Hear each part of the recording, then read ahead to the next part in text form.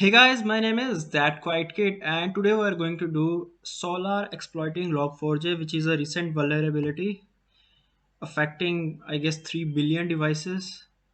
So on December 9, 2021, the world was made aware of a new vulnerability identified as CVE 2021-44228 affecting Java logging package log4j. This vulnerability earned a severity score of 10.0, the most critical designation, and offers remote code, trivial remote code execution as host engaging with software that utilizes this log4j version.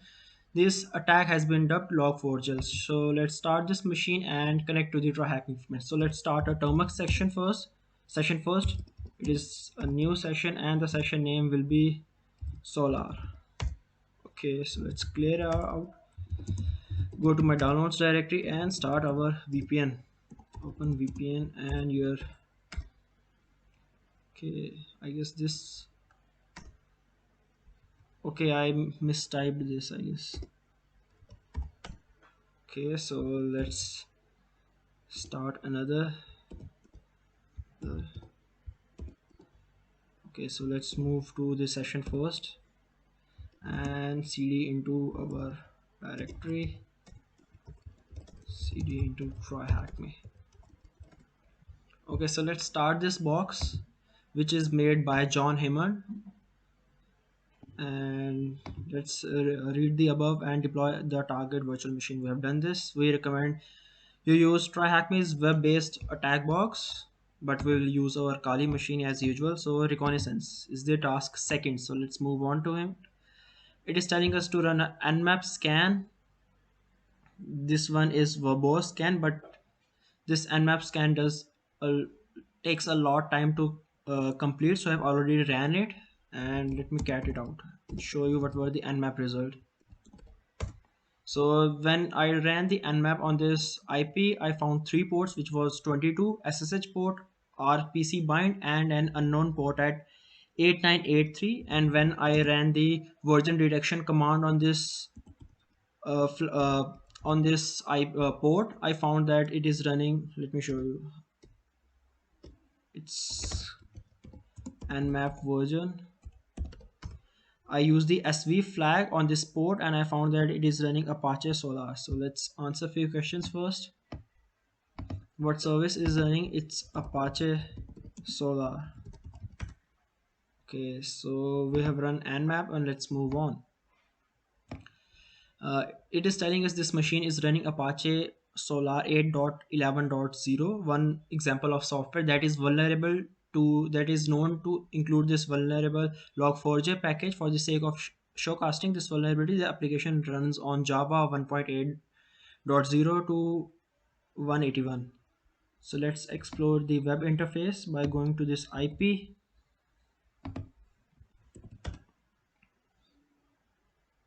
Okay, have we connected to the Tryhackme VPN? Think we have. Yes, we have. Yes, I am connected. Okay,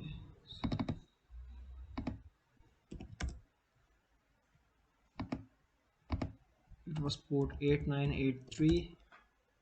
Okay, why is it using HTTPS? Okay, why is it working? Let's see.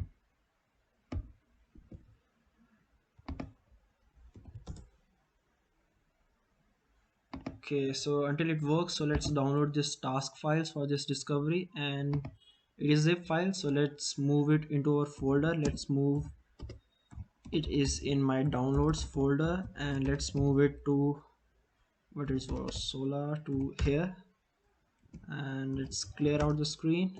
Let's see, unzip this Solar logs.zip. So we have few logs files. Okay, and take a close look at the page visible when navigating to this, which is okay. Can I copy it? Yes, I can. Let's see, is it working now? I hope it does. It's still not working. Okay, Why is it not working? There is a dsolar.log.director argument set to displayed on the front page, but the website is not working.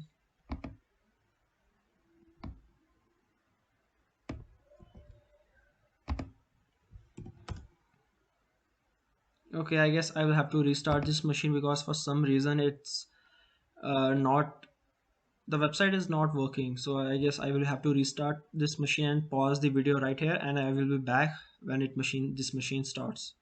So now the machine has started working, and we will start answering the questions for task 3, discovery.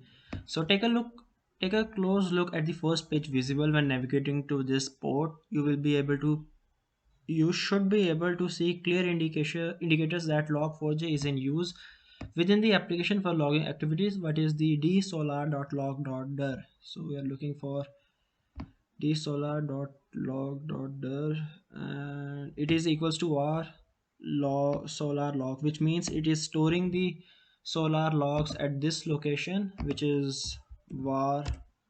Press enter and download the attached file accessible and explore each one. One file has significant number of info entries showing repeated requests to one specific URL endpoints. File include which file includes contains this repeated entry. So we will have to cat out this solar log. So let's cat out this solar.log first, and we see a lot of this info command. So maybe this is the log file which has info. So let's see. Yes, it is. The path or URL endpoint is indicated in these repeated entries. So let's see. Yes, it is directing to admin slash chores, and press enter. Viewing these logs, what field name indicates some data entry points that you as a user could control. Just the field name. Okay, do I say yes? I see something by the name of params.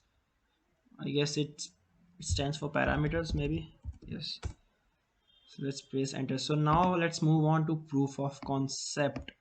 Note that the URL endpoint that you have just uncovered needs to be prefaced with the solar prefix when viewing it from the web interface. This means that you should visit slash admin cell chores. So let's visit this slash admin slash chores, and you notice that param seems to be included in the log file. Does it? What am I looking at? You also notice that param seems to be included in the log file. At this point you may be beginning to see the attack vector. So I guess this is the payload which we'll have to use, and see, it is showing us. Okay, so we will have to use this question mark whenever we have something, and this, and let's press, and okay, it's not my IP. Okay, we can just do it from the intended way, after it is simply telling us to run I what was it? It was IP address show, which is to show the IP address, and we have our turn0 interface, which is the interface that I've connected to Tryhackme VPN, and it's 10.80130.2. So let's start a netcat listener and c dash nvlp 9999 and run this curl command. So let's press complete. Is there anything left? No. So let's use this curl command, and it is using some slashes, I guess, and it is keeping it in quotes so that it does not interpret as a variable our bash, which is our command line. It doesn't treat it as a variable. And let's move to sit control B and press 2 to move to another termux window, and let's move into our directory, which was this, and let's run this curl, and it will ask, we have to change this your attacker.ip address to my ip, which is 10.8.130.2, and press enter. And let's see, control B to netcat session. Yes, we have something, but I know it's a bit weird. Verify you have a connection by seeing the following message: connection received. Yes, we have connected to this machine. So let's move on to the exploitation phase, which is task 5. This is interesting. So let's see. At this point, you have verified the target is in fact vulnerable by seeing this connection caught in your netcat listener. However, it made an LDAP request, so all your netcat listener may have seen was non-printable characters, strange looking bytes. Yes, we do see some weird string, and we can now build upon this foundation to respond with a real LDAP handler. Okay, so this is the GitHub. This is the YouTube video that will showcase each step to gain remote code execution, and there is a GitHub repository. So let's git clone this. Go to this directory.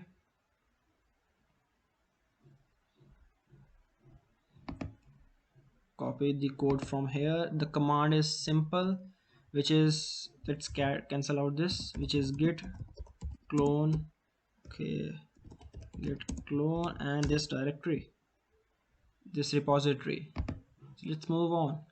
We have done this, so let's cd into the directory. Okay, cd into this sec marshall sec. So let's move on. Okay, now we'll have to do this sudo install maven and do some things. So let's see. Okay, maven is already the newest version, so let's mvn clean package this command in the directory. Yes, we are in the directory, so let's run this command and let's move on.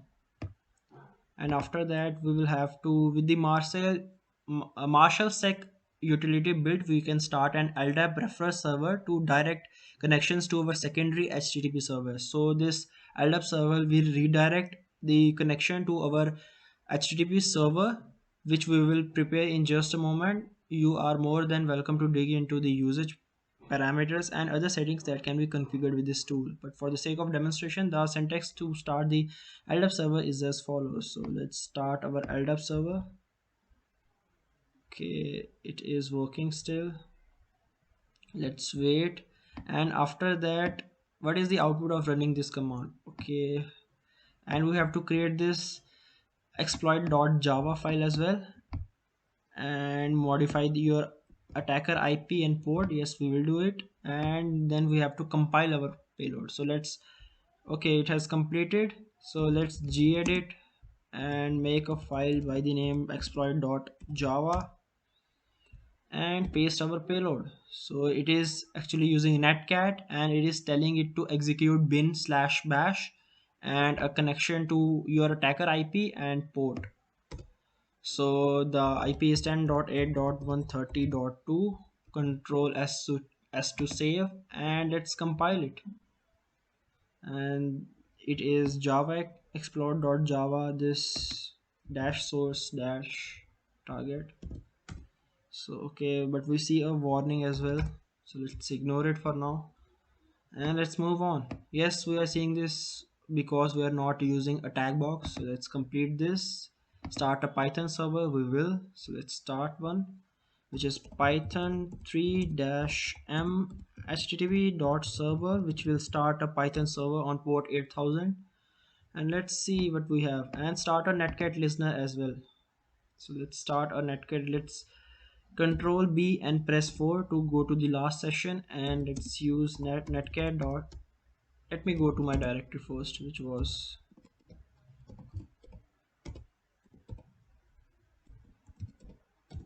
okay, so let's start our netcat session here. Okay, let's control B to 3, I guess. No, control B to 2.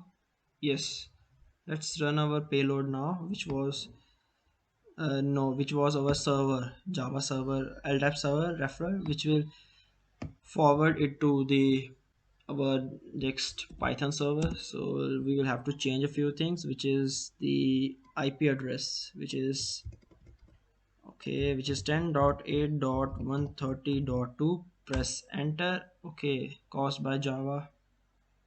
Okay, okay, I'm not in the correct directory, I guess. Let's move into this and now run it. And I'm seeing listening on this 1389 port. Let's copy it and answer the question, which was okay, where it was. Yes, here is the what is the output of running this command. This is, so let's move on. Now what we have to do is run this curl command and we will get a reverse shell. Okay, which is control B to third session, and let's run it. Okay, I guess I'm not.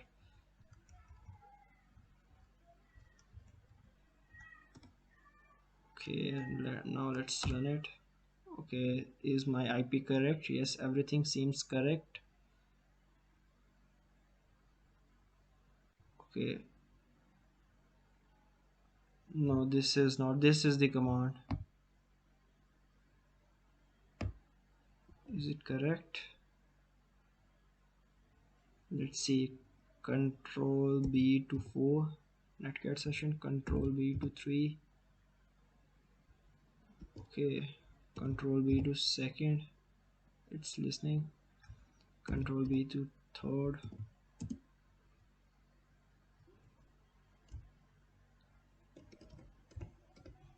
10.8.130.2. The port is correct, everything seems right. Let's press enter and let's see if it has worked. Yes, we have a connection, so it has worked. And the above command catch a reverse shell in your netcat session. There are two types of shell, which is reverse shell and bind shell. In a reverse shell, the victim connects to you, and in a bind shell you connect to the victim. So that's, please hug any incident responders that you know. And let's see, as an exercise for the reader, can you get a Meterpreter shell loaded? How about an Empire agent or a Cobalt Strike Beacon? So let's see, let's move on and move on to persistence. Who are you? Let's run who am I. It's Solar. And now this is the part where we stabilize this shell. It is pretty simple, we do in every video, which is python 3-c import pty dot spawn /bin/bash and press enter, and then control Z, then use stdy raw dash echo semicolon fg to foreground this session and press restart. And now terminal type is, okay, we forgot, have we missed a step? I guess export term equals to xterm. Enter. Terminal time xterm. Okay, let me use export term equals to xterm. Yes, we are. Can we clear the screen? Yes, we can. So let's move on. Now we have a stable shell, and we can use control C to stop the program and have our shell. So let's run the sudo l command to see what we can run. Sudo dash l to escalate our privileges. We can done everything. So to Solar to root, we literally can all no password required. So we can run, Solar can run every command to change to root. So let's use sudo root, I guess. No, sudo switch user. Yes, now. So we can use any command and it will, any privilege escalation command, because it is showing you all no password all. So let's move on. It is using sudo bash. If you like to grant user persistence and access into the machine via SSH, momentarily become root and change the password or Solar user to one of your choosing. Okay, this way you can SSH in as a need. So let's password for Solar. password for Solar, and a new Unix password, which will be uh, what will be the new password? It will be Robot. Mr. Robot. Yes, password successfully updated. So let's SSH into this machine. Control. Let's start another session and clear the screen out. CD into our directory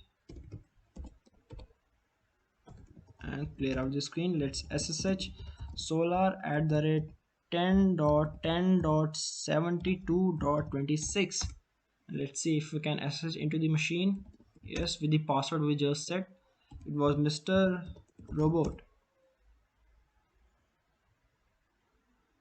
So yes, we can SSH into the machine. In other ways, we can also keep, if a user has a SSH folder, we can, or it doesn't has a SSH folder, we can create an SSH folder and then paste in our SSH key so that we can log in into the machine using SSH keys as well.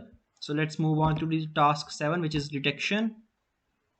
Unfortunately, finding applications vulnerable to this vulnerability log4 shell is hard. Detecting exploitation might be even harder considering the unlimited amount of potential bypasses. With that said, the information security community has seen an incredible outpouring of effort and support to develop tools, scripts, and code to better constrain this threat. While this room won't showcase every technique in detail, you can find an enormous amount of resource online. So these are the resources, GitHub repositories. Let's move on. And to explore our own logs, you use your SSH connection or reverse shell to move into the directory where the logs were stored. So the logs were stored in /var/solar/logs, which we saw in task 3. So we are in the directory. So let's okay, review the log file that you know is affected by log4j. I guess this solar.log. So let's cat out this solar.log, and we see it is showing us what we did, which was path equals to this, params equals to this, ltap, our IP and port, and exploit. So let's click complete. Notice your GND attack syntax included in the log entries. Yes, we did. If you like to experiment more, try some of the bypasses mentioned in the below task. So what we can do, so let's move on to the bypasses. The GND payload that we have showcased is the standard and typical syntax for performing this attack. If you are a penetration tester or a red teamer, this syntax might be caught by web application firewalls or easily detected. If you are a blue teamer or instant responder, you should be actively hunting for or detecting that syntax, because this attack leverages log4j. The payload can ultimately access all of the some expansion, substitution, and templating tricks that the package makes available. This means that a threat actor could use any sort of tricks to hide, mask, or obfuscate the payload.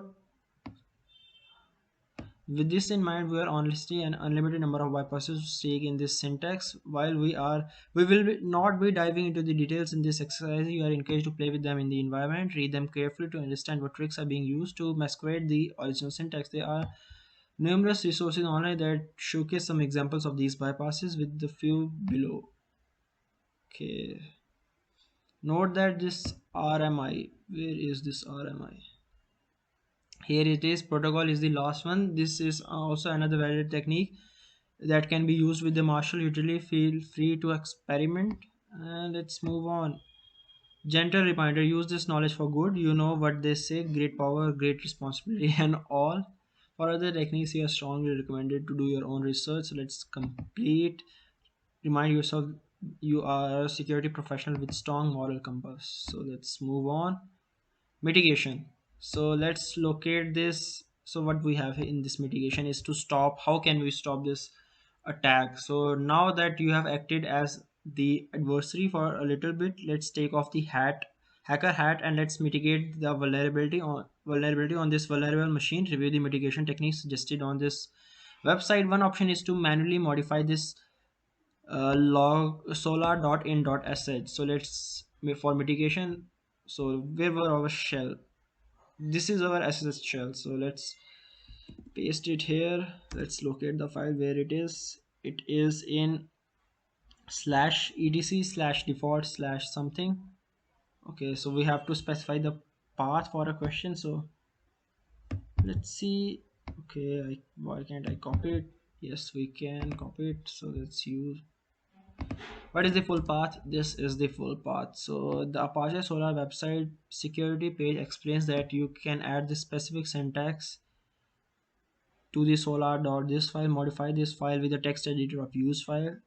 You will need a sudo prefix to borrow root privileges if you are not already root. We are already root. Am I? No, I'm not root. So let's use sudo bash to become root here. Yes, I am root now. And let's add this file. Website explain that you can add this specific syntax to the file. Okay, scroll to the bottom of the file and add a new line with the above syntax. Save and close it. So let's use vim, and the location is slash etc slash default slash solar dot in dot sh, and let's move to the end.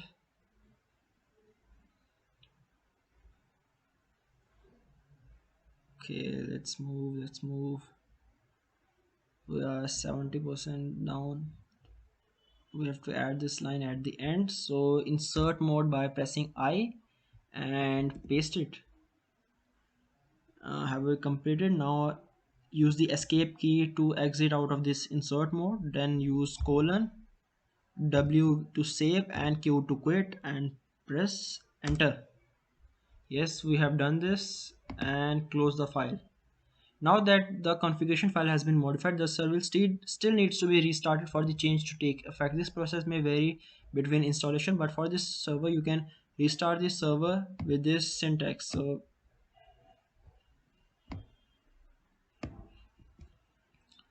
okay, run this command.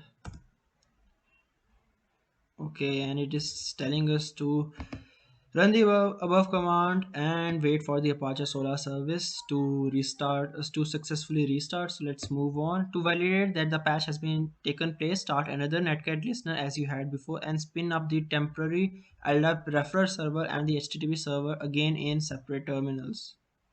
Okay, let's create another terminals as well. Let's control B to C. Let's one. This will be for our uh, LDAP server, and let's use another one. This one will be for our netcat listener, and let's complete other one. This will be for our Python, and let's another one. This will be for our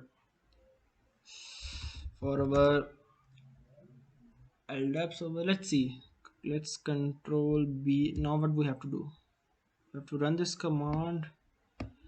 If you need a refresher on the command syntax, please scroll up to task 5, but we know what were the commands. So let's move into the directory for, okay, let's go to the control B and go to the first session. We have our Python server running, so why don't we use this? So let's start, the Python server is running. Let's control B to move to second one, LDAP server. Let's restart it, run it again. Yes, it is listening. Control B to move to the third one, and control B to move to the fourth one, and let's control C. Let's exit out of it. Yes, let's exit. Have we? Control C. Okay, this doesn't seem to work, so control B to the third one, and we will just control B to the sixth one, cd into slash my directory, and let's start our netcat listener. Go back to the third one. Let control B to see. Yes, it is running. Control B third. Let's press enter. Yes, let's go back to control C to 6. Now we didn't get a shell. Uh, re Re-exploit the server with the same curl command syntax you used. Yes, we did. You will notice that no request is made to your temporary LDAP server. Consequently, no request is made to your HTTP server. So we will have to verify this first. We don't see a netcat connection here, so which is a good thing. So let's see. Control V to second. Yes, we don't see any connection to it, and our Python server was on, I guess, first. Yes, we don't see any file. When we first exploited it, you can see that it is getting a file exploit dot class, but here you can see it is not getting any file, so it is not forwarding it. So now we have mitigated this attack. So let's move on to the patching part, which is task 10. At the time of creating this exercise, Apache Solr 8.11.1 has not been released with the formal patch for this vulnerability. Alongside many other software providers, the industry is frenetically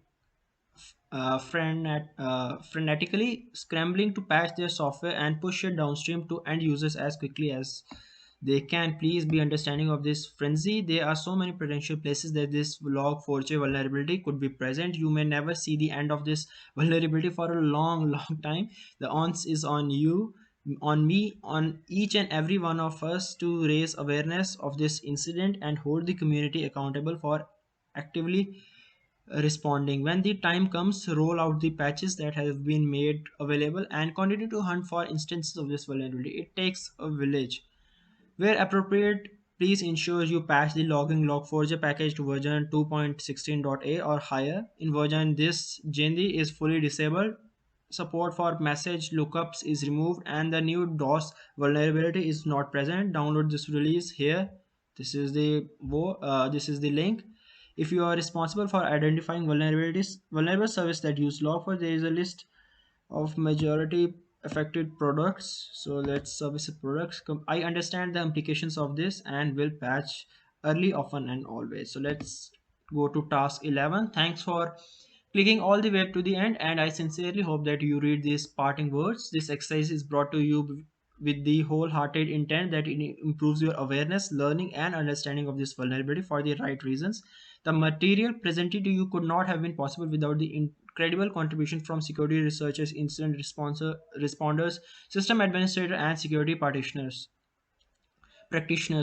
all throughout the industry. We owe an incredible thank you to the professionals all working sleepless nights around the clock, forgetting the weekend and time with friends and family to better protect the entire internet. While Hollywood hacking is cool and flashy, cybersecurity is a team sport. Please review the external resources and make this community a better place. Go do great things. So the credit for making this room goes to Tryhackme and John Heyman, and that completes our this solar exploiting log4j room. So that's it for this video, and thank you for watching.